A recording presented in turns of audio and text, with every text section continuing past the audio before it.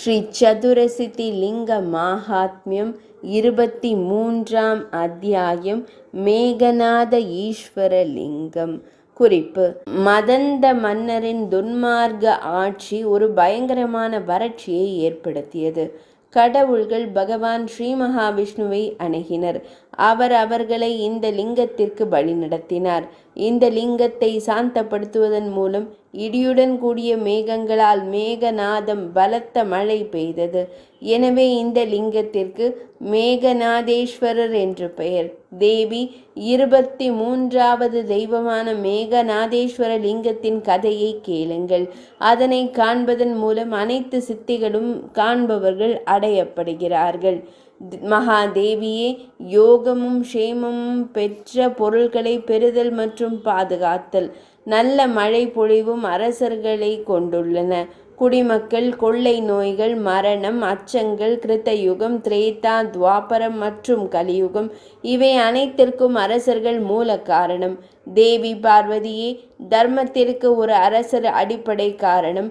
இந்த உலகில் ஒரு காலத்தில் மதந்தன் என்ற ஒரு மன்னன் இருந்தான்.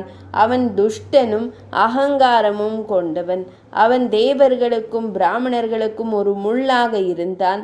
துவாபர யுகத்திற்கும் கலியுகத்திற்கும் இடையிலான மாற்ற காலத்தில் அவன் ஆட்சி செய்தான். அழகான பெண்ணே, அவனுடைய தவறால் 12 ஆண்டுகள் வரை நீடித்த பெரும் வறட்சி ஏற்பட்டது. மழையின் கடவுளான தேவேந்திரன் மழையை கொண்டு வரவில்லை. இறைவன் விரோதமாக இருந்தார்.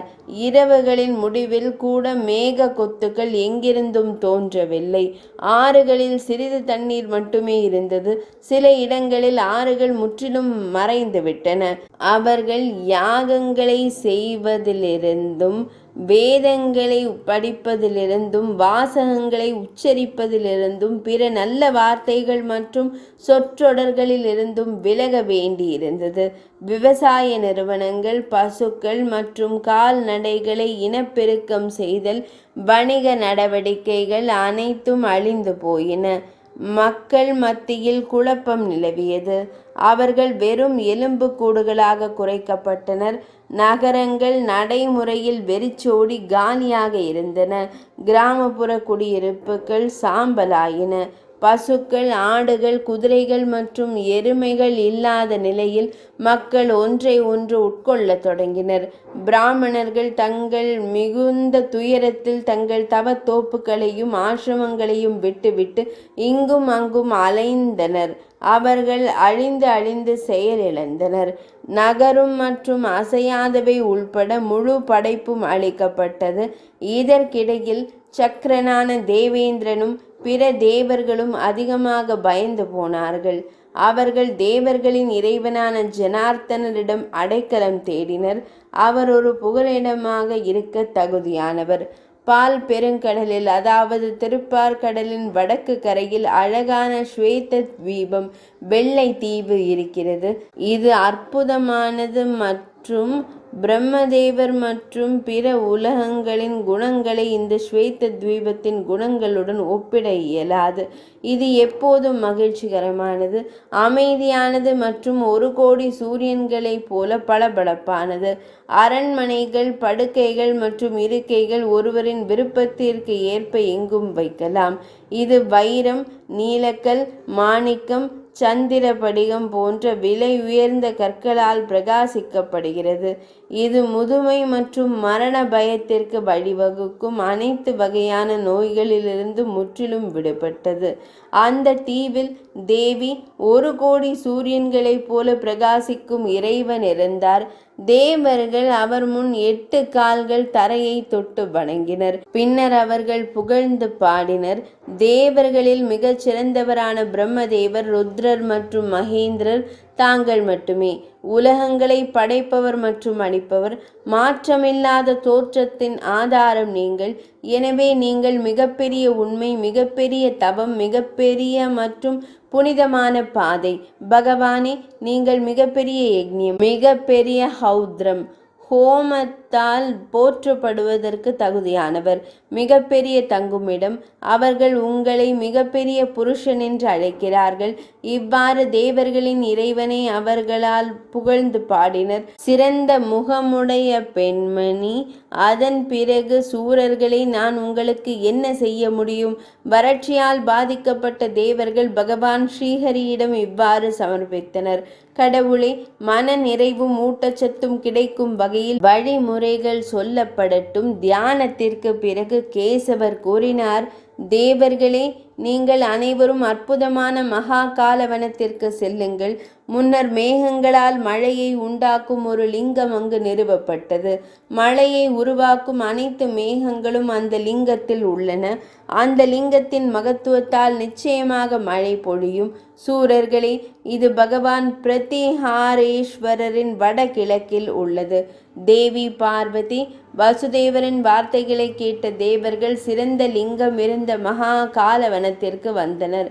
அழகான தெய்வத்தை கண்டு அவர்கள் மிகுந்த பக்தியுடன் துதித்தனர். மகேசா, தங்களுக்கு வணக்கம். எல்லையற்றவருக்கு, மாலை அணிந்தவருக்கு வணக்கம். உமிழும் வடிவத்தின் உங்களுக்கு வணக்கம். அழகானவருக்கு வணக்கம். யோகத்திற்கு வணக்கம். வேதத்திற்கு வணக்கம். பழுப்பு நிற முடிகளை உடைய உங்களுக்கு, எல்லையற்ற அறிவை உங்கள் உடலாக கொண்ட இறைவனுக்கு வணக்கம். அவதாரம் எடுத்த சக்தி வாய்ந்த இறைவனுக்கு வணக்கம். பிரகாசமான ஆரவாரமான சிரிப்பு கொண்டவருக்கு வணக்கம். மயில் வடிவில் உள்ள இறைவனுக்கு வணக்கம். நன்மை செய்பவருக்கு வணக்கம். பினாகத்தை ஏந்தியவருக்கு வணக்கம். உலகத்தின் நலனிற்கு உகந்த அளிப்பவருக்கு வணக்கம். உங்களுக்கு வணக்கம். பல வடிவங்களை கொண்ட உங்களுக்கு வணக்கம். புரிந்து கொள்ள முடியாத வடிவத்தை கொண்ட உங்களுக்கு வணக்கம். யோகத்தின் உருவகத்திற்கு வணக்கம். எப்போதும் உங்களுக்கு வணக்கம். சர்வா பகவானே, ஆண்டவரே, உலகம் முழுவதும் தொலைந்து போனது. அனைத்தும் வறட்சியால் பாதிக்கப்பட்டுள்ளன. தம்மிடம் அடைக்கலம் தேடிய எங்களை சிறந்த மழையால் காப்பாற்றுங்கள். தேவர்களின் தலைவர்களின் பகவானே.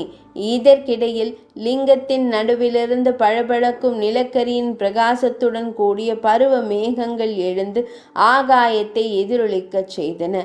மிக வேகமாக மோதிக்கொண்டு ஒன்றோடொன்று மோதி மழையை பொழிந்தன. எல்லாம் பளபளப்பற்றதாக மாறியது. எதுவும் தெளிவாக தெரியவில்லை. 10 கால் பகுதிகளும் அடர்ந்த இருளால் பிரகாசித்தன. தேவர்களின் இறைவனின் மகிமையால் அவர்கள் மகிழ்ச்சி அடைந்தனர். தேவர்கள் மிகுந்த மகிழ்ச்சியை அடைந்தனர். அந்த சிறந்தவை அனைத்தும் அமிர்தத்தை உறிஞ்சுவது போல் தோன்றின. அதன் பிறகு மேகங்கள் இருளை குறைத்து மறைந்தன. குளிர்ந்த காற்று வீசியது. 10 கால் பகுதிகளும் அமைதியாகின.